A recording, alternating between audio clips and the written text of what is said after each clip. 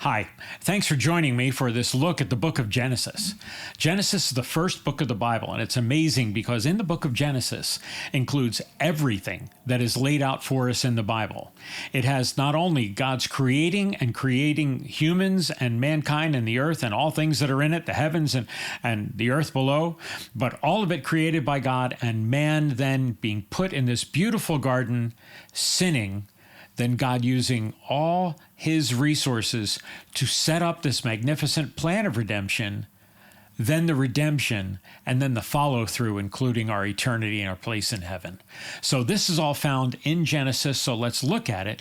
The very first chapter, creation, by the time you get to chapter 2, Adam and Eve are in this perfect garden. God said, I want you to represent me well. They're created in the image of God, and as they do that, they just have one job.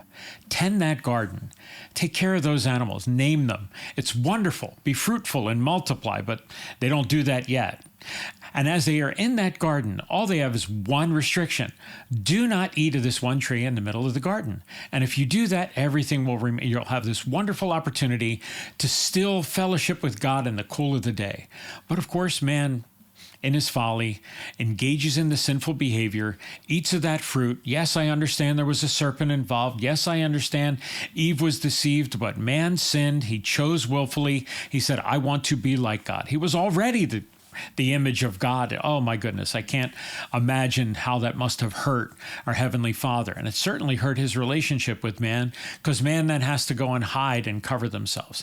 God provides the animal covering and then says this great promise by the time you get to chapter 3, I've got things worked out. The seed of the woman will crush the head of the serpent, but the serpent will bruise his heel. So the plan of salvation laid out by chapter 3. The effects of that come rapidly. Chapter 4, 2 children, Cain and Abel, and Cain raises up and kills Abel. It's terrible, the consequences. Mankind follows through, and then you find even in chapter 6, we find that the entire world is now filled with sin. God judges this world in a flood by chapter 7. You move along and you get, after the flood, there are only 8 people. Noah coming out of the ark, and it could have been a wonderful opportunity, but Noah finds himself making bad decisions even when he comes out of the ark.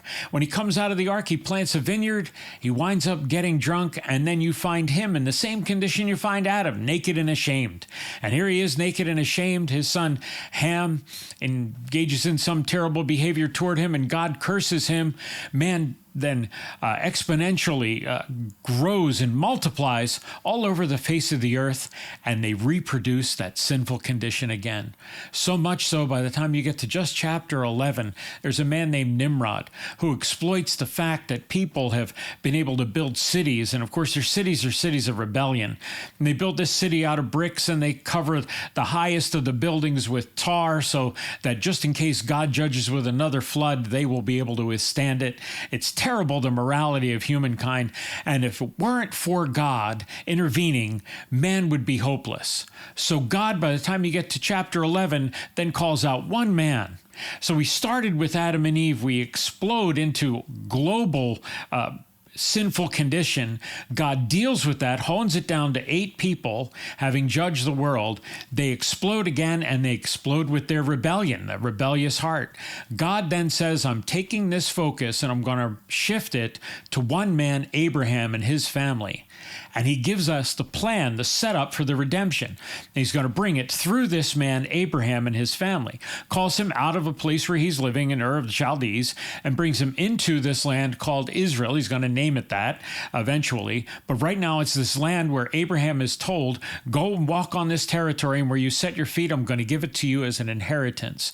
He gives the promise of his name. He gives the promise of the covenant. He gives the promise of this magnificent plan that I'm going to make of you a great nation, and in you all nations will be blessed, the promise of the Messiah. Abraham sets about to go through life, and I wish that he did everything perfectly, but he wavered several times in his faith, and when he did waver and he wound up having a woman to give birth to a child that he shouldn't have, named Ishmael, it caused all kinds of grief, but the promised child, Isaac, eventually came when Abraham realigned his commitment to the Lord. And God gave him the wonderful child of the promise, Isaac. Isaac then had one son named Jacob. Jacob then has 12 sons. Each one of those sons is one of the 12 tribes of Israel. God took Jacob, having blessed him, but changed his name from Jacob, which means heel catcher, to Israel, which means led by God or prince of God. So he took that man who was rebellious and gave him a new name and a new opportunity. Jacob's sons become the leaders of the 12 tribes. God again hones it down to be the blessing and to pass on this wonderful privilege. And he used a man named Joseph, one of Jacob's sons, to be a blessing to the nation of Israel, to establish them. You see, Joseph's brothers were jealous of him, and they conspired to sell him into slavery into Egypt rather than kill him. They thought they were doing him a favor.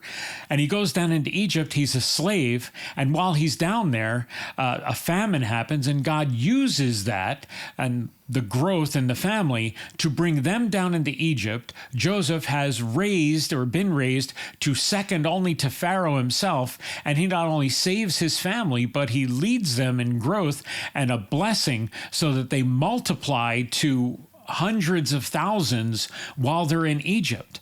The whole time, God is now taking and restoring through Jacob his rightful place as the head. And when you get to the second to the last chapter of Genesis, Genesis 49, God allows Jacob to pronounce this wonderful blessing on Israel.